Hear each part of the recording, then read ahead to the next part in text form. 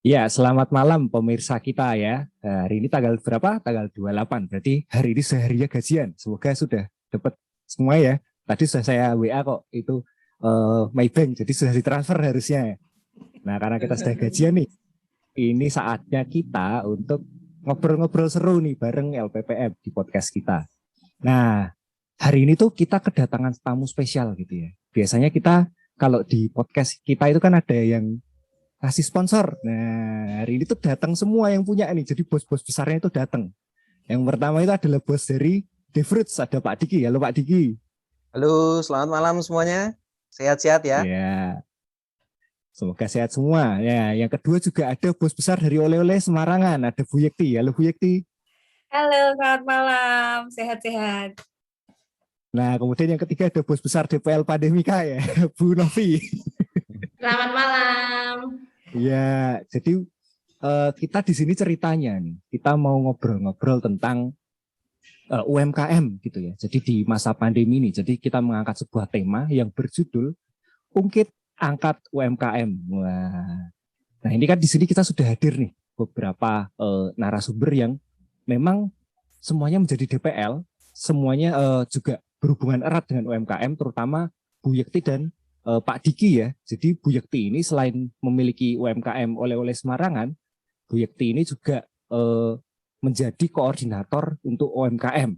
Nah, sedangkan Pak Diki itu nanti kita akan bahas lebih lanjut gimana sih di masa pandemi ini sebagai pelaku UMKM, begitu ya. Nah, mungkin Bapak Ibu semua sebelumnya saya tanya dulu, sehat semuanya? Sehat, Sehat semuanya. Puji Wah, Tuhan. Bu Eva semua ya? Bu Eva Iya, atau betul. gimana ini? Bu Eva ya? Oh, Bu Eva. gitu. Nah, ini kebetulan nih untuk para pemirsa ya. Jadi kami itu rekaman tanggal 23 Juni. Nah, jadi tadi pagi kita baru saja melesaikan penarikan mahasiswa dari KKN Pandemika nih. Nah, Bu Novi nih yang jadi DPL nih Bu. Dulu kemarin ceritanya gimana Bu Pandemika 3? Seru Bu?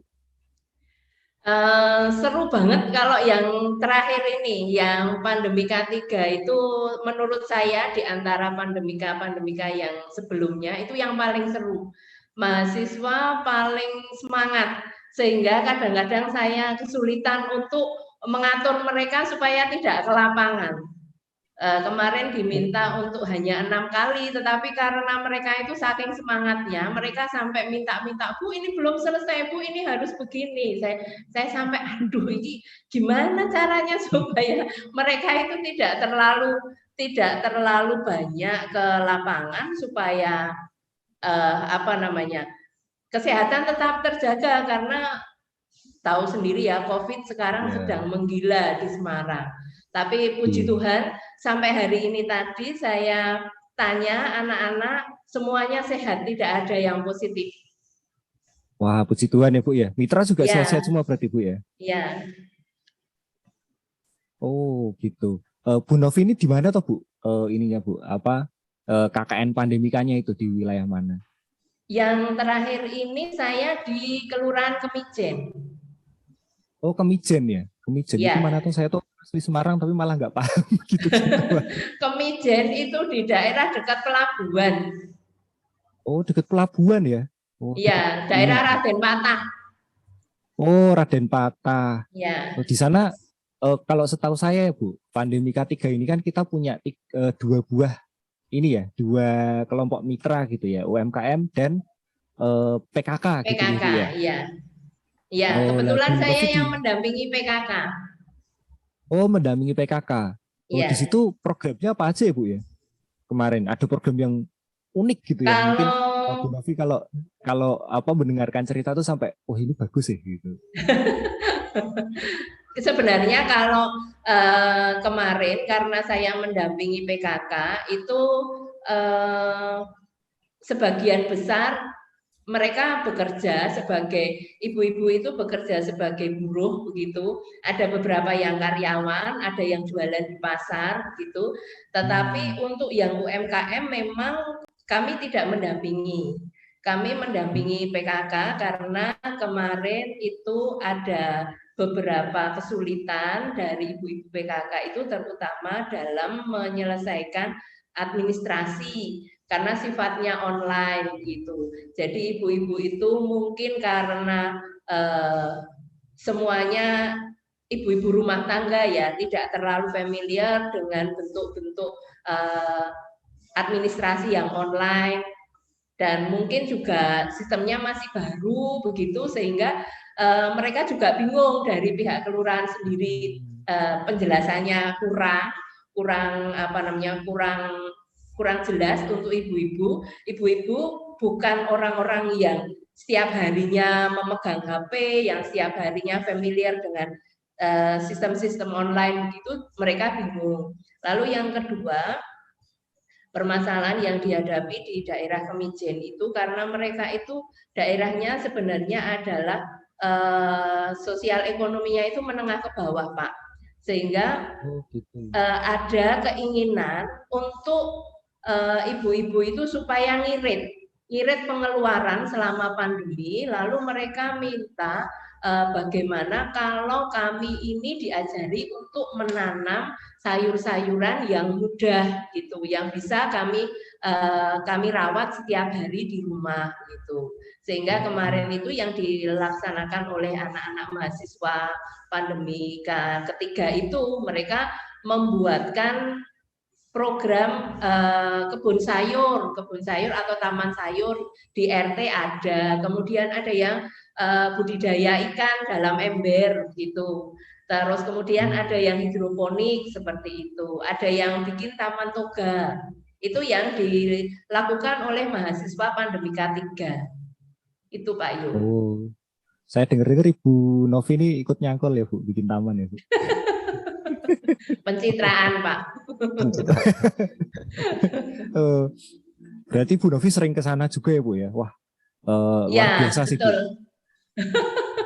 Luar Nggak biasa tahu sekali ini saya kok sering banget ya ke sana karena mahasiswa itu apa-apa minta sama saya, Bu, ayo Bu, kita ditemenin begitu. Bu, ayo Bu, kita mau bikin ini, mau menunjukkan ini gitu ke masyarakat. Ya, saya ke sana. Lalu kalau ada koordinasi dengan koordinator lapangan yang di sana, Pak Yanto atau dengan Bu RW, saya juga sowan ke sana karena saya merasa saya masih lebih muda.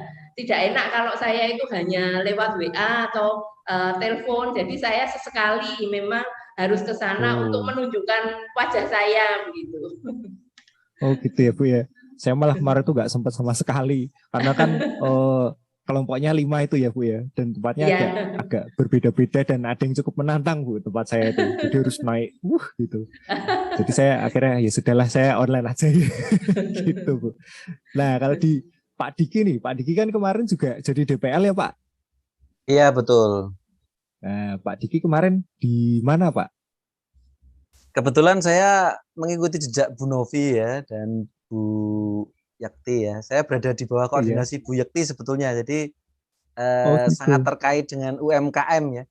Banyak yang UMKM kalau di tempat saya. Jadi bentuknya itu produk-produk gitu ya. Ada yang makanan, ada yang jamu. Ya seperti itu. Saya manggilnya Mas Yo aja ya karena di visual ini nampaknya kok paling terlihat muda gitu ya. Yes. Mas Yo gitu. Itu ceritanya gitu. Siap. Mas Yo.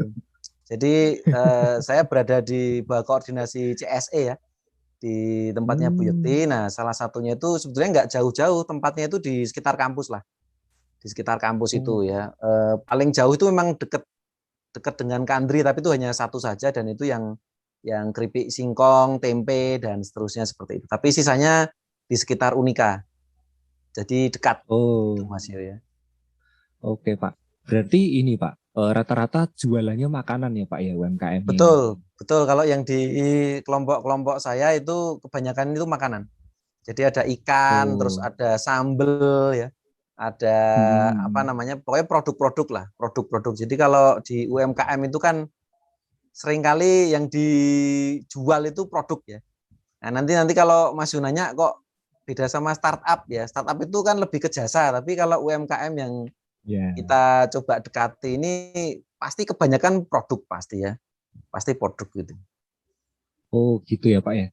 Oh lah kalau di tempatnya Bu Novi tadi kan ketika pandemi nih, ibu-ibu pengen ini gimana ya caranya biar saya hemat nih, nggak nggak beli-beli terus, soalnya sudah pandemi, ekonomi kita juga agak seret gitu ya. Nah kalau di tempatnya Pak Diki nih, mitranya tuh kesulitannya apa Pak di masa pandemi ini? Kalau kebetulan di tempat saya itu dari awal itu semangat banget ya. Karena sebenarnya kami dikumpulkan oleh Bu Yekti di satu tempat yang namanya Ole-Ole itu ya. Kita undang di situ Oh, semua, terus kita ngobrol gitu ya. Ngobrol lo ketemu ini gitu ya. Apa gini-gini. Ya kebanyakan mereka mengeluhkan tentang hal yang sama ya. Kalau di pandemi ini produknya ada kan dibikin terus tuh. Mereka produksi terus ya. iya. Tapi mau buang barangnya, kok buang barang ya? Bukan buang barang, apa namanya? Kejualnya ya. Itu agak kesulitan lah. Terus beberapa pendekatannya Hmm, itu kita coba ini apa sarankan untuk pemasaran online, pemasaran digital. Yang sederhana loh ya, tapi bahkan tidak iya. harus bergabung dengan GoFood atau yang lainnya ya. Hanya memanfaatkan ini aja WA smartphone gitu. yang mereka miliki ya, lalu berstatus Oh, WA setiap hari gimana sih memotret produk ya. Hanya dengan WA saja hmm, bekalnya. Jadi di beberapa kelompok itu kita kirimkan ini apa namanya satu paket ya. Itu yang kemarin hmm. kita kirimkan itu nggak ke TKP seperti Bu Novi yang apa harus ke TKP banyak ya. Kita izin sama mitra untuk mengirimkan lewat GoSend, Mas. Gitu karena Oh gitu. ya karena lingkungannya kan sekarang mulai banyak yang apa sakit ya.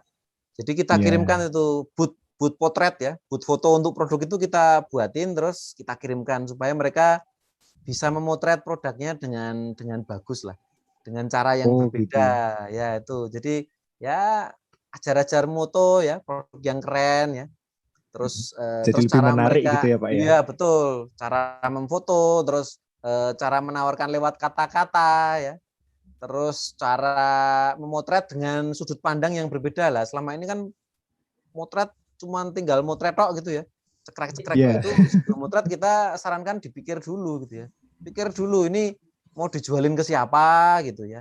Jadi nggak bisa langsung ya, tapi bahasa kita coba sederhana gitu ya sama mereka. Bu, ini yang paling banyak dibeli itu apa produknya ya. Terus biasanya yang beli siapa lah, itu yang kita gali Mas gitu ya. Kita gali terus Hmm. diperdalam lagi. Akhirnya jadi proker selama KKN kemarin gitu ya. Gitu ya, puji Oh Tuhan gitu. Berarti cukup lancar lah. cukup lancar ya Pak ya. Berarti Ya, betul. intinya adalah mereka kesulitan untuk menjual gitu dengan Memasarkan. Betul metode-metode, ya, memasarkannya ya. dengan Betul. metode-metode yang biasanya gitu ya Pak ya. Ya, Sehingga nah harus kadang-kadang harus cari cara. kadang-kadang kan saya kan posisinya pelaku ini ya. Wah, kayak apa aja Ya. ini ya Mas ya. Pelaku tindak apa gitu ya. Tapi eh, entah kenapa kata pelaku itu disematkan kepada UMKM gitu ya. Pelaku UMKM gitu lah, seolah-olah seperti apa gitu ya. Nah, Iya. kadang-kadang apa yang saya alami itu saya share ke mitra gitu ya. Pak, Bu, saya juga apa namanya pelaku gitu ya. Pelaku UMKM. Nanti kalau ada apa saya kesulitannya ini, saya biasanya begini gitu ya. Tapi juga jangan membayangkan yang canggih-canggih ya, Mas Yu ya. Karena Iya. tempat saya berasal itu juga di pedesaan gitu ya. Jadi pendekatan saya itu juga ya ala ala desa begitulah, ala Oh desa gitu. ya, yang tidak terlalu canggih gitu ya.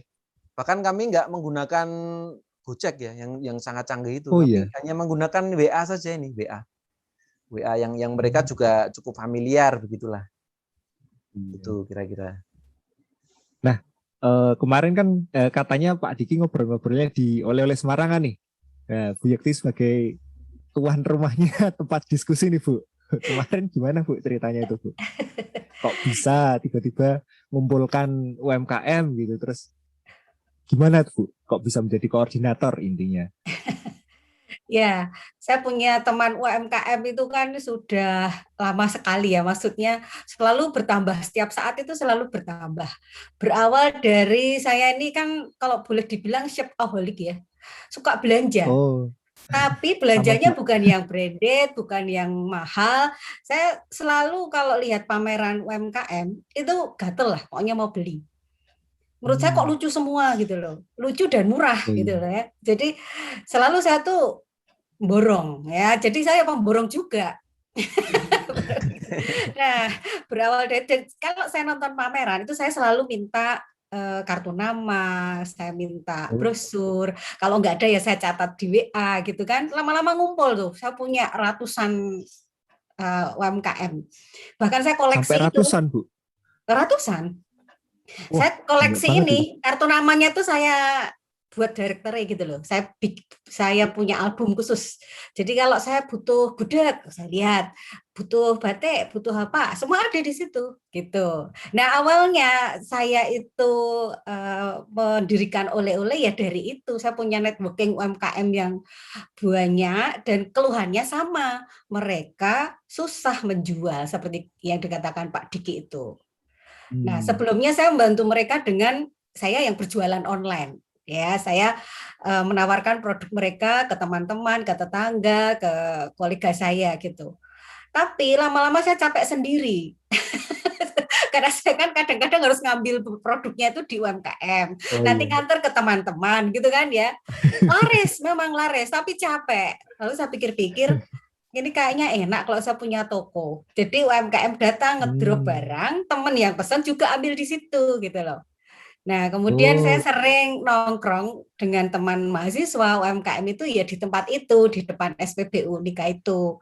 Terus kok ada ruangan kosong tuh, saya tanya bisa disewa enggak? Kok ya bisa gitu loh. Ya mungkin semesta mendukung ya. Akhirnya iya. itu saya sewa, jadilah itu saya menyebutnya sebenarnya rumah UMKM sih. Cuman kan kalau judulnya tokonya rumah UMKM itu kan orang malah nggak tertarik ya. Lalu apa ya yang paling gampang? Oh, Lalu saya beri nama oleh-oleh gitu aja.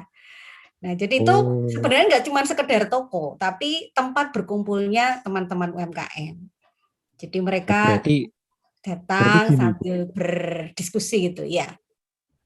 Eh, sorry Bu, saya potong nih. Berarti Iya, iya. nama oleh-oleh Semarangan itu aslinya adalah karena itu kumpulan produk dari UMKM yang tersebar di Semarang, gitu ya Bu ya Iya, kira-kira. iya. Wah, luar biasa. Nah, terus saya pengen tahu sih Bu, saya penasaran. Sudah berapa lama sih Bu sejak kapan jadi koordinator UMKM? Ya, sudah lama sekali ya. Cuman Mm-mm. mungkin lebih terwujud peran seperti ini tuh ketika saya diminta waktu itu Ibu Gubernur ya, Ibu Hmm. Bibit Waluyo untuk meminta saya untuk masuk di tim penggerak PKK provinsi. Saya Hmm. diminta untuk membantu di Pokja 2. Pokja 2 itu kan urusannya pendidikan dan usaha. Jadi ya saya keliling Jawa Tengah itu ketemu UMKM itu produknya semua bagus-bagus, cuman kok mungkin tidak banyak yang tahu gitu ya. Itu yang menumbuhkan kecintaan saya terhadap UMKM itu. Bahkan PKK, makanya kemudian saya ajukan jadi KKS itu karena saya melihat PKK UMKM itu nggak bisa dipisahkan karena UMKM itu bermunculan dari PKK, namanya UP2K. Hmm. Jadi di Pokja 2 itu ada namanya UP2K, upaya peningkatan pendapatan keluarga. Bahkan itu saya jadi disertasi saya loh. Oh iya. Disertasi saya itu PKK. Tentang apa itu Bu? Kenapa? Maksudnya tema spesifiknya apa itu Bu? Pemberdayaan keluarga, peningkatan Oh, pendapatan, lebih. terutama dari peningkatan pendapatan. Jadi empowerment itu Oh. seberapa bisa digali sehingga benar-benar bisa menghasilkan kesejahteraan bagi keluarga gitu. Itu Hmm. ya dokter saya itu dokter Menarik PKK. sih Bu. Ini Ya. inspiratif sekali Bu ceritanya. Jadi barangkali mungkin ada teman-teman dosen yang lain gitu ya tertarik. Oh bisa juga nih saya melakukan hal yang sama gitu mungkin ya Bu ya. Di lingkungannya dia atau di mana gitu ya Bu ya. Iya, iya. Karena Itu luar biasa menariknya. PKK itu sebenarnya apa ya, semua masalah di masyarakat itu sebenarnya sudah dirangkum dalam 10 program PKK. Hanya kan kita tidak melaksanakannya dengan sungguh-sungguh gitu ya. Jadi atau Iya. tidak berkelanjutan. Nah, itu. Tapi kalau dilakukan sungguh-sungguh seperti ya saya selama membantu Bu Bibit itu kalau ke desa-desa wah semangatnya luar biasa sudah dari perpustakaan Mm-mm. desa kemudian PAUD koperasi, aduh itu yang buat saya jadi cinta lah untuk UMKM itu. Oh gitu ya Bu ya. Nah kalau gitu Bu sebagai koordinator Bu. kemarin ini kan tadi kan Bu Yekti bercerita bahwa mereka itu kesulitan dalam hal memasarkan gitu ya Bu ya. Bedanya apa Bu sebelum pandemi sama sekarang ini Bu masa pandemi? Apakah lebih susah atau gimana Bu? Iya pasti lebih susah dong, karena kalau sebelum pandemi itu rata-rata UMKM punya kesempatan jualan di pasar, di Car Free Day, di bazar-bazar, pameran. Pemerintah itu kan memberikan kesempatan pameran itu hampir setiap minggu gitu ya, di mal-mal, di tempat-tempat yang strategis itu. Nah itu pandemi otomatis nggak ada toh, di stop sama sekali. Nah, kemudian mereka meskipun makanan yang potensial juga gitu tetap drop. Nah, kemudian yang pelaku UMKM ini kebanyakan tuh sudah berusia lah, seperti saya. Nah, mereka masih muda kok Bu. Nah, itu mereka kalau diminta go digital ke pemasaran online ya kesulitan. Mungkin dilatih bisa, tapi pakai waktu lama. Kemudian kalaupun bisa, mereka waktunya terbatas. Mereka lebih memilih produksi. Jadi kenapa saya kemudian kerentek mendirikan oleh-oleh itu kan, Bu sudahlah Bu, saya itu kan bisanya waktunya hanya untuk produksi. Saya serahkan ke Ibu aja deh. Gitu. Nah, itu yang makanan saja mereka drop ya, apalagi yang craft, batik. Iya. Ya, yang seperti itu mereka bahkan nol sama sekali.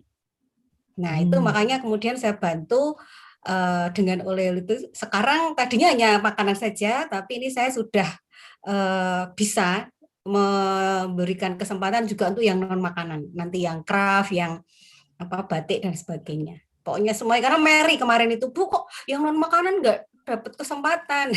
Gitu. Nah, selain yang makanan dan yang craft Bu, kira-kira siapa saja sih Bu, atau sektor apa saja sih Bu yang UMKM ini mengalami kesulitan saat ini? Sebenarnya hampir semuanya ya, tetapi yang lebih tidak kebutuhan pokok tentu yang paling drop. Iya kan? Karena tidak semua mencari ya Bu ya. Iya, kalau makanan kan frozen itu malah mendapatkan ini ya semacam peluang gitu kan. Oh iya. Ya, tapi yang terutama batik kemarin itu ada Anidia Batik yang sekarang juga didampingi mungkin Pak Diki ya. Pak Diki kan Anidia Batik. Oh bukan Bu. Oh bukan.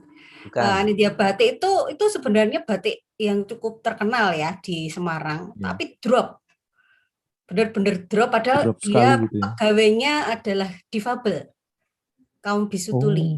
Ya, penyandang bisu tuli. Benar-benar drop, lalu ketemu saya, ya itu saya bantu, ya kemudian didampingi Pandemika, didampingi Bu Novi, gitu ya. Terus kemudian ya kita promosikan, saya ajak pameran di Oleh-oleh waktu kita grand launching itu kita undang batik, bahkan spesial eventnya tuh Bazar Batik. Nah kemudian dikenal Unika, ya kemudian kita bisa memberikan provokasi ke Unika untuk pakai batiknya Anidia Batik. Nah seragam kita itu sekarang dari Anidia Batik. Penjahitnya ya. Sayangnya belum dapat saya Bu. Oh belum, memang baru dijahit, belum selesai. Oh gitu. Iya. Oh yang kemarin kita ukur bareng-bareng ya Bu ya. Iya itu. Tapi kemudian ya Anidia Batik kemudian sudah bisa recovery lagi. Kemudian dibantu Pandemika dengan pemasaran online di e-marketplace.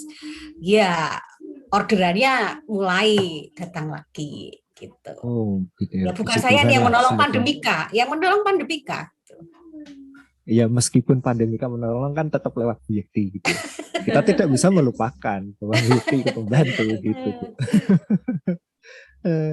Nah sekarang saya mau tanya Bu, kan Pandemika nih, Pandemika itu saat ini ya Pandemika 3. Saya sebetulnya belum pernah tahu Pandemika 2 dan 1, apalagi KKN sebelumnya karena saya baru masuk gitu kan ceritanya. Nah jadi Pandemika 3 ini kan menyasar memiliki sasaran terhadap UMKM dan PKK ya. Kalau Bu Novi nih Bu, ini karena saya tadi kemarin saya cerita-cerita dengan teman dosen Pak Cahyo, katanya itu 2 dosen senior DPL itu ada Bu Novi dan Pak Tarigan gitu. Jadi saya mau tanya dengan Bu Novi ini. DPL favorit, Senior Pak. Iya, makanya saya mau tanya dengan Bu Novi nih. Kenapa sih Bu? Kok yang disasar itu? Kok dulu awalnya kan KKN offline gitu ya. Terus kemudian online, kok yang kepikiran kok UMKM dengan PKK itu gimana sih Bu ceritanya? Kalau di Unika itu sebenarnya tidak hanya KKN Pak Yu. Oh Dulu iya. itu waktu offline itu ada KKU, ada KKS yang disebutkan Bu Yekti tadi mendampingi PKK. Dulu ada KAPKI ya Bu Yekti ya. Iya. Dulu itu saya awalnya tahun berapa ya saya lupa, 2012 mungkin. Saya jadi DPL KKU, sudah mendampingi UMKM. Waktu itu saya sempat mendampingi penjual pecel gitu, terus yang bikin apa namanya onde-onde kecil-kecil itu loh, onde-onde mini itu, terus ada tukang jahit begitu. Kami itu mendampingi penjual gudeg itu ya ada. Jadi kalau KKU itu memang khusus mendampingi UMKM begitu. Ya sudah dari dulu sebenarnya. Sehingga ini Begitu, sebenarnya Pak Yu. cuman melanjutkan gitu ya Bu ya, melanjutkan dari Ya. program yang sudah ada. Cuman ini oh ya saya masih penasaran Bu. Jadi kok ada KKU, ada KKS, ada KKN juga berarti ya Bu ya dulu. Iya. Oh, sekarang berarti dilebur jadi satu gitu ya untuk pandemi. Ya karena pandemi, 1, 2, 3. Pak. Ya karena Iya. pandemi. Tadinya kan begitu. KKU itu kegiatannya jadwalnya berbeda dengan KKN. KKU dan KKS itu karena yang didampingi itu di dalam kota ya, setahu saya jadwalnya itu bersama-sama dengan waktu kuliah. Jadi di sela-sela waktu kuliah mereka melakukan kegiatan KKU dan KKS itu. Tetapi kalau KKN memang jadwalnya berbeda karena harus live in gitu. Kalau KKU dan KKS itu tidak live in. Mereka mendampingi setiap hari seperti yang pandemika sekarang ini, Pak. Oh gitu ya, cuman bedanya kemarin offline gitu, sekarang jadi online gitu ya Bu ya. Iya, betul. Nah terus kalau di dalam melakukan pandemi K3 nih Bu, kan online nih, tantangannya apa Bu menurut mungkin Bapak Ibu sekalian kalau mau menambahkan monggo gitu. Karena Bapak Ibu sekalian kan menjadi DPL juga nih. Nah, iya. Tantangannya itu apa? Kalau saya dulu ya ini ya. Monggo. Kalau menurut saya ya tantangan itu yang pandemika 1 dan 2 itu karena saya waktu itu mendampingi UMKM. Itu adalah dan sekarang juga sih sebenarnya sama dengan permasalahannya sama. Mitra itu tidak semuanya paham tentang teknologi gitu. Mereka punya HP tapi bisanya hanya telepon, nah seperti itu. WA saja beberapa tidak bisa. Itu yang kesulitannya kemarin seperti itu. Kalau saya lihat di kelompok-kelompok lain, termasuk kelompoknya Bu Yekti, terus Pak Boni, itu mengadakan webinar. Yang di kelompok saya ini kemarin ini sama sekali tidak bisa. Karena apa? Karena ibu-ibunya itu tahunya ya hanya WA begitu. Mereka bahkan mungkin tidak memiliki aplikasi untuk Jimit atau Zoom begitu, sehingga kesulitan kami untuk mengajak mereka kalau bareng-bareng begitu itu susah begitu. Kalau yang mitra beberapa yang masih muda itu masih bisa diajak Jimit atau Zoom itu bisa. Tapi kalau dapat mitranya itu yang sudah sepuh, terus kemudian yang pegang HP itu tidak selalu beliau begitu. Itu sulit untuk diajak untuk kalau lewat online begitu agak sulit ya. Jadi bisanya cuma video call gitu. Itu yang saya alami, Pak. Mungkin Pak Diki dan Bu Yekti ada pengalaman yang lain. Ya, mungkin Pak Diki kalau ada cerita? dari kelompok saya itu agak kebalikan dengan Bu Novi ya. Jadi mitra-mitranya ini justru malah yang request ya, minta untuk dilakukan webinar gitu. Dan mereka itu mau install gitu ya, install Jmeet ya, Zoom gitu ya. Terus karena mereka sendiri tadi yang seperti Bu Yekti bilang, mereka itu sibuk gitu ya. Sibuk dan sibuknya itu sibuk produksi. Terus bahkan mereka sudah punya jadwal ya. Saya itu hanya bisa ditemui Senin, Rabu, Kamis, Jumat misalnya. Jadi anak-anak hanya bisa di luar hari itu. Saking sibuknya produksi ya. Ya sudah akhirnya kan ada kompromi ya. Bagaimana kalau kita online saja lah, itu akhirnya itu yang bikin desain kafe ya untuk kopi, terus untuk apa namanya pemasaran digital keripik, terus sambal ikan dan seterusnya itu mereka ngobrolnya pakai online, Jmeet dan Zoom. Oh, pakai online ya? Iya, pakai online karena apalagi semakin kesini ya, semakin sebelum penarikan tadi itu semakin ini ya sering digunakan karena ya nggak bisa bertemu secara langsung. Dan kita memang diarahkan untuk nggak ketemu ya, karena lingkungannya kan semakin ini ya kurang kondusif lah untuk persebaran apa namanya virusnya COVID, ya. Ya, jadi mereka inisiatif sendiri untuk ini malah dari mitranya ya, inisiatif sendiri untuk membuat pertemuan itu secara virtual. Nah, kalau di Kendala sebetulnya malah dalam proses di kelompok kecilnya sih anak-anaknya ya, karena mereka tersebar nggak cuma di Semarang. Nah itu mereka kadang punya idealisme yang nggak sama gitu loh ya. Nah itu ada yang saya biarkan ya, maksudnya mereka biar rame sendiri gitu. Tapi ada juga yang saya tengahi ya, karena nggak ketemu itu loh. Ada yang di Jakarta ya, mereka kepingin bikin apa resep ya. Jadi dari jamu cairan itu dikonversi menjadi gel ya, menjadi permen misalnya. Nah ini yang bisa kan anak FTP ya, tapi anaknya nggak di Semarang lah. Ini kan mereka mulai rame kan. Terus gimana? Nggak bisa ngirim sampel dan sebagainya ya. Akhirnya kan munculnya resep itu ya, resep dan sebagainya. Tapi yang pasti seru lah. Pengalaman ini seru karena anak-anaknya sendiri itu juga rame ya, rame. Kepingin membantu para mitra UMKM itu ya. Itu karena beberapa keluhan itu ada yang ingin produknya itu berubah gitu ya. Saya ingin produknya itu diinovasi gitu ya. Ini jamu kan cairan terus ya. Bisa nggak sih jamu jadi sesuatu yang di mood gitu ya, bahasa Indonesianya apa di mood itu ya, di apa namanya, dinikmati sebagai permen ya, dinikmati sebagai permen gitu ya. Ternyata bisa gitu ya, bisa. Tapi dengan proses tertentu gitu ya. Ya itu dari kelompok saya Mas. Oke, kalau dari Bu Yekti Bu? Ya sinyal ya. Sinyal itu juga kendala buat anak-anak, buat UMKM itu sering sekali. Tetapi mereka komunikatif. Kalau misalnya sinyalnya tidak bagus itu mereka memberi kabar. Nah kebetulan Kandri yang saya dampingi itu banyak PKK, Karang Taruna, UMKM-nya itu sudah melek teknologi memang, sehingga kemarin kita bisa bikin webinar.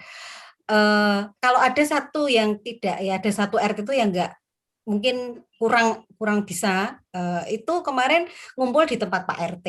Jadi masyarakatnya itu warganya ngumpul di tempat Pak RT, lalu mungkin dikondisikan sana pakai televisi yang sekarang itu ya, bisa untuk internet. Lalu mereka saya ingatkan, ayo Bu berjarak loh ya Bu, berjarak. Nah lalu kita dari tempat masing-masing sehingga webinar bisa dilaksanakan.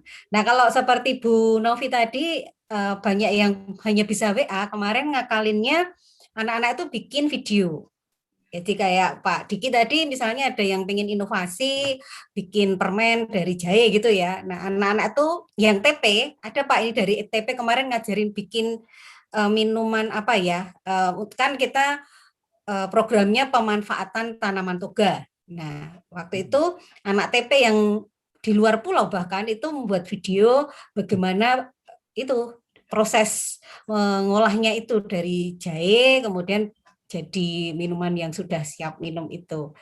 Nah tinggal disebarkan kan, di-sharekan di grup WA gitu. Nah ya akhirnya memang seperti itu.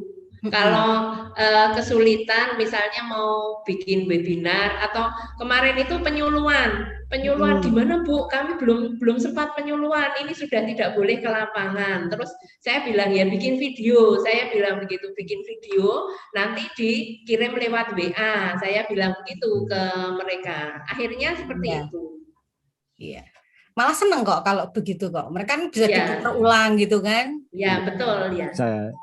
Bisa di stop juga ya. Oh tadi Ya. gimana ya? Bisa di stop Ya. dulu gitu ya. Ya Oh begitulah iya. Pak, harus ngakalin gitu. Iya. Karena memang kondisi sih ya. Tiba-tiba kemarin ya habis liburan panjang terus langsung tiba-tiba penderita COVID tuh di Semarang naik drastis gitu ya. Ya puji Tuhan kita bisa mengakali itu. Ya. Sehingga mitra ini tetap bisa jalan bisnisnya. Kalau yang PKK juga masih bisa berkegiatan gitu. Begitu. Nah mungkin saya tertarik dengan ini Pak Diki. Tadi Pak Diki menyebutkan kan ada yang minta tadinya dari jamu terus jadi gel jadi permen. Nah ada nggak sampai mitra itu yang dia ya udahlah kayaknya bisnis ini tuh tidak masuk untuk masa pandemi. Akhirnya mitra ini berpindah bisnis gitu. Mereka mengganti bisnisnya misalkan tadi dari makanan jadi jualan pakaian misalkan kayak gitu. Itu ada nggak Pak Diki? Kalau di kelompok saya kok tidak ada ya. Tidak ada. Tapi kalau boleh saya cerita versi saya sebagai pelaku gimana Mas Yu? Tapi ya, jawaban itu tadi boleh, itu Pak. ya. Artinya kalau di kelompok saya mereka tidak memutuskan mengganti produk yang ditawarkan ya. Gitu ya. Karena yang dipikirkan adalah inovasinya sih. Perubahannya ya. Nah, kalau boleh saya cerita di tempat saya sebagai pelaku ya, ini tadi saya ingat betul kata Bu Yekti ya, lucu dan murah. Nah, ini kalau disingkat menjadi lumrah ya kan. Lucu dan murah, lumrah ya. Nah, ini kondisi kita hari ini ya, Bu Novi, Mas Yu, Bu Yekti. Orang itu uangnya itu sedikit ya, makin kesini makin berkurang kan. Nah, kalau di tempat saya kan produknya buah sayur gitu. Nah, ini kita harus tawarkan dengan cara yang berbeda.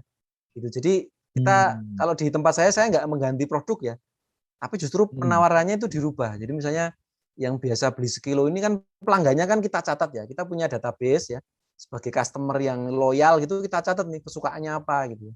Terus biasanya dia beli 10 kilo, terus jadi 5 kilo, jadi sekilo. Oh ada apa ini ya? Kalau kita nggak nanya kan nggak enak ya. Oh mungkin uangnya berkurang. Jadi dari 10 kilo, 5 kilo, sekilo ya. Ya sudah berarti buah itu tidak harus kita tawarkan utuh ya. Bisa kita potong-potong jadi buah potong ya kan. Potong kecil-kecil gitu ya. Jadi salad buah ya kan. Potong kecil-kecil lagi ditumbuk jadi jus buah gitu ya. Jadi makin lama kan makin murah ya.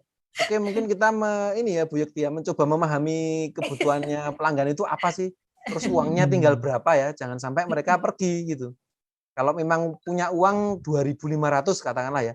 Biasa 10.000 beli buah kok sekarang cuma 2.500. Itu bisa ya. Jangan salah. Nah, itu yang harus kita ini kalau saya cerita ke mitra kami ya, tidak harus berganti produk ya. Itu nanti kita kesulitan lagi menawarkan dari awal ya. Tapi kalau kita udah punya pelanggan setia ya, ya kita selalu aja bercanda ya. Terus ini bisa kalau di buah itu kayak tadi lucu dan murah ya. Itu buah dipotong kecil-kecil sampai kecil itu bisa Mas. Sampai kecil gitu ya. Bahkan beberapa itu kulitnya itu bisa dipakai gitu. Kulitnya itu bisa dipakai. Nah, jadi istilahnya ya bagaimana kita sebagai pelaku itu menyesuaikan ini kebutuhan sama kondisi pelanggan itu seperti apa. Tapi jangan sampai mereka itu lari kalau dari versi saya ya. Itu harus kita kita rangkul terus sih. Apalagi buah ya. Buah itu kalau di masa pandemi ini kan penting toh Mas Yu. Penting itu karena butuh vitamin ya. Ya, kita tinggal dikasih celetukan aja. Kita celetukin, oh ini kurang buah nih gitu ya. Oh badanku nggak enak ya. Oh kurang buah ini berarti ya gitu-gitu. Jadi apalagi dia berhubungan dengan vitamin C dan vitamin D ya. Jadi gampang sih ngikat pelanggan itu lebih mudah gitu. Nah jadi tapi itu intinya tadi di kelompok saya nggak ada yang ganti produk sih Mas. Nggak ada yang memutuskan saya ganti jualan gitu nggak ada. Oh, untungnya nggak ada gitu ya Pak ya? Nggak ada. Itu tadi, pemirsa itu tadi adalah rahasia ya Pak. Kenapa kok masih eksis sampai sekarang usaha? Wah, itu salah satunya. Itu ada yang dulu biasanya beli anggur sekilo gitu ya, terus jadi setengah kilo. Loh, kita bisa jadikan sepertiga, seperempat, seperlima itu nggak apa-apa Pak ya. Makanya jualannya kan per pack ya. Iya betul. Jadi 1.000 gram, 800 gram, 100 gram ya. Jadi makin kecil-kecil, tapi kita berikan apa yang dimaui pelanggan. Pasti mereka suka. Itu sih. Oh iya. Ya mungkin Itu menarik sih Pak, karena kadang yang tidak terpikirkan oleh para pelaku UMKM itu adalah gimana caranya mengolah produk mereka sendiri ini supaya bisa dikemas dengan bentuk lain, walaupun aslinya sama nih ya, tapi dikemas dengan bentuk lain terus tetap bisa terjual gitu ya. Nah pertanyaannya adalah perlukah UMKM itu khawatir sih dengan kondisi pandemi kita saat ini? Yang mungkin kita bisa kita bilang ini adalah gelombang kedua gitu ya, karena kan kemarin sudah awal-awal pertengahan bulan tahun 2020 itu sudah cukup tinggi terus mereda gitu. Sekarang tiba-tiba agak tinggi lagi gitu. Mungkin Bapak Ibu, Bu Yekti dulu deh. Menurut Bu Yekti gimana Bu? Ya, lebih ke khawatir kesehatan Mas sebenarnya. Tapi karakteristik UMKM itu kan memang tahan banting ya Mas. Tahan banting, kemudian itu fleksibel. Jadi situasinya bagaimana harus berubah usahanya ya itu memang banyak dilakukan. Kebetulan yang di kelompoknya Pak Diki enggak. Tapi di CSE yang saya amati itu banyak sekali, terutama di awal-awal pandemi ya. Mereka mencoba beradaptasi, tadinya bikin masakan, batik, itu ya jualan masker, jualan hand sanitizer gitu dan sebagainya. Tapi lama-lama kan mereka bisa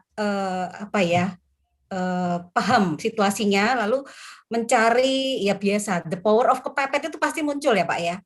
Kalau kepepet itu kan kreativitas muncul gitu. Nah, jadi sambil berjalan mengatasi kesulitan itu akhirnya UMKM itu kemudian bisa berkreasi. Misalnya Anindya Batik itu tadinya kan nggak ada pesanan jahitan, nggak ada pesanan batik, akhirnya mereka menggunakan sisa-sisa kain itu untuk bikin masker. Lalu saya kasih tantangan, Bu, bikin ini Bu, tas laundry. Nah, ini kan di masa pandemi ini juga butuh sekali tuh semua serba aman dan kalau kita mau ke laundry itu biar nggak bawanya gampang. Saya kasih tantangan itu, oh ya dicoba gitu. Nah, akhirnya tuh ya UMKM itu adaptif Pak. Mereka sudah tadi tahan banting itu. Mereka tidak khawatir, kalau saya lihat mereka khawatirnya ya memang berkepanjangan ini menjadi kekhawatiran gitu ya. Tapi sifat mereka yang selalu berusaha mencari solusi gitu, berusaha adaptif. Ya itu yang butuh kita ungkit gitu ya Pak. Jadi ya kita ini ungkitnya tuh gampang kok. UMKM tuh dibeli aja ya Bu ya Novi ya. Bu Novi, mereka menawarkan, kita beli itu sudah mengungkit itu, benar. Mereka jadi semangat, mereka jadi optimis. Itu hobi saya tuh begitu Pak, mengungkit dulu, ya kan. Nah nanti kalau mereka sudah ada semangat itu, nah kita angkat gitu. Kita angkat. Ya, jadi UMKM itu didengar keluh kesahnya, kemudian di semangat itu sudah senang, apalagi diborong ya. Wah itu senang banget Bu.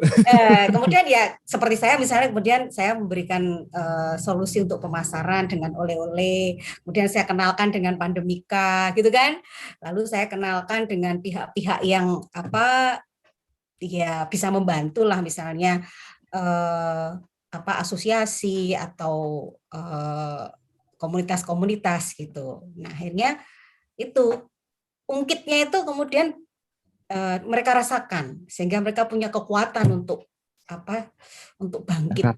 Ya, bisa kita angkat. Nah, tadi cerita-cerita tadi Bu Novi sama Pak Diki tadi sudah kelihatan bahwa mereka sudah, menurut saya loh, ungkitan kita itu sudah berhasil gitu. Iya, gitu sih Pak. Kalau dari Bu Novi Bu, perlu kalau yang saya dampingi Pandemika 1 dan 2 itu tergantung sebenarnya dari pelaku UMKM-nya. Kalau pelaku UMKM-nya itu rata-rata masih muda, mereka memiliki lebih banyak kreativitasnya lebih tinggi begitu, dan mereka lebih mudah untuk diajari atau diarahkan untuk seperti yang disampaikan Bu Yekti tadi itu loh, piye carane supaya ini bisa tetap laku begitu. Seperti Pak Diki tadi, mungkin tadinya kemasannya besar jadi kecil, lalu kemasannya dibuat yang lebih menarik seperti itu, kemudian variasi untuk rasa seperti itu lebih mudah. Tetapi kalau yang saya dampingi Pandemika 1 dan 2 itu ada beberapa yang usahanya itu adalah usaha sampingan, sehingga mereka itu kadang-kadang terbentur pada tugas utamanya mereka. Seperti waktu itu ada yang pekerjaan utamanya itu adalah tukang parkir, ibu-ibu tapi tukang parkir, sehingga ketika mahasiswa itu memberikan semacam inovasi begitu, Bu, diginikan, beliau tidak sanggup. Wah, saya nggak bisa, nggak ada waktunya. Nah, itu yang kendala yang saya yang dihadapi oleh UMKM yang saya dampingi pada waktu Pandemika 1 dan 2. Beberapa usahanya itu adalah usaha sampingan yang hanya dikerjakan pada saat mereka memiliki waktu luang. Begitu. Terus ada yang sudah sepuh, ini yang saya paling kasihan itu, yang sudah sepuh terus kemudian usahanya itu jualan pecel. Nah, itu kan nek pecel masuk mau dikirim ke luar kota ya nggak bisa. Gojek itu kalau misalnya katakanlah digosen gitu ya, ada yang pesen digosen begitu kan juga, kalau pecel itu mungkin lebih berat di ongkirnya nanti begitu. Akhirnya kemudian oleh teman-teman mahasiswa ini ibunya Bu siapa saya lupa namanya sudah Pandemika 1 itu diminta untuk, Bu, Ibu kan jualan pecel, Mbok bikin sambal pecel gitu. Lalu yang dijual itu sambal pecelnya itu, produksinya itu sekalian Ibu bikin untuk jualan, bikin lagi untuk yang dipasarkan khusus sambal pecel. Nah, seperti itu akhirnya gitu yang dilakukan oleh teman-teman gitu. Gitu Pak Iyo. Oke Bu, kalau dari Pak Diki, perlu nggak sih menurut Pak Diki khawatir itu UMKM itu? Ya, ini menarik ya, tadi sudah disebut Bu Yekti dan Bu Novi ya, itu khawatir itu rasa ya Mas ya, rasa atau pikiran itu ya. Kalau khawatir itu lebih di kepala atau di hati sih sebetulnya ya. Kalau kita rasakan kadang-kadang sulit ya. Khawatirnya itu di pikiran bisa, di perasaan bisa. Nah ini kalau mengungkit sedikit ya, saya sebagai pelaku ini kan tantangannya sama seperti Bu Novi bilang tadi ya, pelaku UMKM tapi punya profesi lain. Lah ini terus gimana gitu kan. Nah tapi karena ungkitannya ini ungkitan yang asik ya, seperti Bu Yekti bilang tadi, saya ini kebetulan ditunjuk jadi pengajar kewirausahaan Mas Yu gitu ya. Jadi mau nggak mau kan saya mesti mencoba untuk menyeimbangkan ya antara teori dan praktek kan. Pak Diki mana sih apa sih yang disebut berani? Apa sih yang disebut kreatif gitu. Katanya kalau kewirausahaan kan disuruh berani gitu ya. Harus berani, harus kreatif gitu ya. Mana gitu ya. Mana lah itu yang menjadi cikal bakal munculnya The Fruits itu. Jadi saya ngajari kok nggak ngelakoni gitu kan. Padahal ternyata ketika diselami ya, itu yang namanya UMKM itu kompleksitasnya wah luar biasa ya. Itu yang bikin khawatir justru malah itunya sih kalau saya ya. Jadi bukan tentang UMKM itu bisa bertahan apa enggak. Kalau saya sangat percaya bahwa UMKM itu justru dalam perjalanan sejarah dia yang justru jadi penyelamat bangsa ya. Iya, jadi bumpernya bangsa kita kan. Di saat perang dulu ya, namanya nasi bungkus itu sudah dikenal dari sejak perang. Bahkan negara aja bergantung dari nasi bungkus ya. Lewat perang gerilya itu ya. Itu UMKM sudah ada kan. Nah, justru yang bertumbangan ini kan yang industri besar-besar ya. Industri makanan besar itu bertumbuh. Tapi UMKM itu kalaupun jatuh ya jatuh sedikit ya kan. Kalau berubah ya berubah sedikit. Ini namanya UMKM sih. Jadi kalau dia berubah terlalu besar nanti dia jadi usaha besar kan. Justru kalau asiknya UMKM itu kan dia ada batasnya ya. Enggak lebih dari berapa ya Bukti ya. Kalau UMKM itu omset paling besar hanya 2,5 miliar. Terus paling kecil 300 juta ya. Terus modalnya itu maksimal hanya sekitar 40 sampai 50 juta kalau nggak salah ya. Asetnya. Tapi kalau omsetnya itu bisa sampai sekitar 2,5 miliar. Nah, di atas itu udah nggak bisa disebut UMKM lagi sih. nggak bisa diangkat lah. Dia kalau diangkat nanti mumbul jadi ini kan awang-awang jadi perusahaan besar gitu. Jadi kayaknya kita ada batasnya sih Mas. Batas omsetnya ya. Jadi kalau dia nggak mungkin jadi UMKM lagi ya. Tapi resiko naik paling kelas. Naik kelas ya. Tapi rasa khawatirnya kan makin tambah ya kalau jadi usaha besar ya. Yeah. Kalau saya rasa UMKM itu rasa khawatirnya itu ini sih. Kayak tarik ulur gitu ya. Ya khawatir iya tapi ya jangan khawatir banget lah gitu ya. Kayaknya gitu. Iya. Selalu ada jalan gitu kalau di UMKM ya. Makanya kayaknya cuma awal-awal aja lah mereka itu Ya. merasa cemas gitu ya. betul, Tapi gitu ya. dengan berjalannya waktu mereka bisa menemukan cara untuk bertahan gitu. betul, sepakat Bu. Iya. Sepakat, ya. Oke, berarti Saya punya gimana? teman bahkan dulu awal-awal itu dia suka bikin makanan dan distorkan di toko makanan begitu, toko kue begitu. Begitu pandemi mulai datang itu dia kehilangan semuanya. Jadi tidak ada pesanan, dia tidak setoran ke toko kue itu, padahal toko kue yang cukup besar, yang cukup terkenal di Semarang. Lalu waktu itu saya sering tanya sama dia, saya kan memang suka beli-beli makanan ya. Saya tanya, Mbak, hari ini bikin apa Mbak? Saya bilang gitu. Ini Bu, saya bikin ini. Saya maulah, saya bilang gitu. Terus saya suka tanya, besok hari Sabtu kira-kira ada pesanan apa? Aku nunut. Saya selalu bilang begitu sama dia.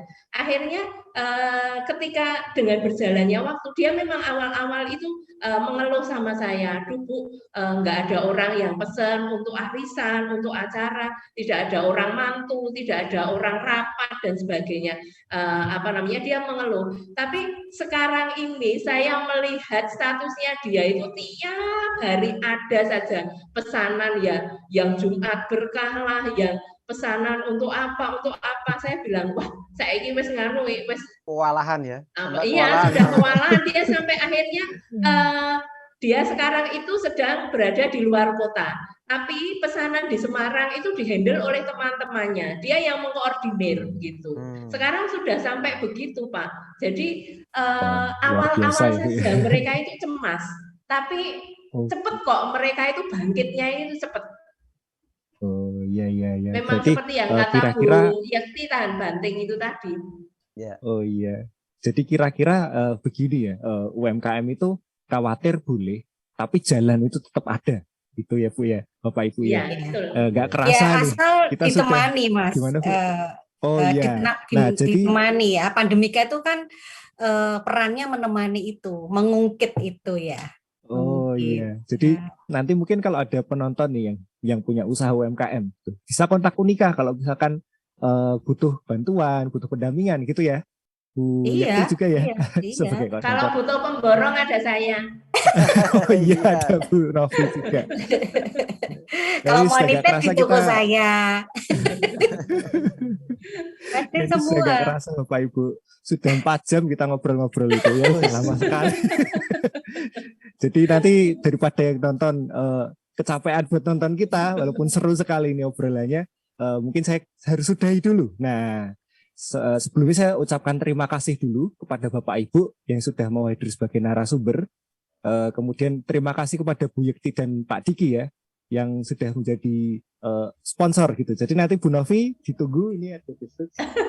Ditunggu bakal dikirim oleh Pak Diki, dan ada sponsor juga dari Bu Yekti ini, toko lele itu. Nah, itu udah ada Bu Yekti di belakang ya. Jadi seperti itu ya. Baik, terima kasih penonton yang masih setia menonton acara podcast kami.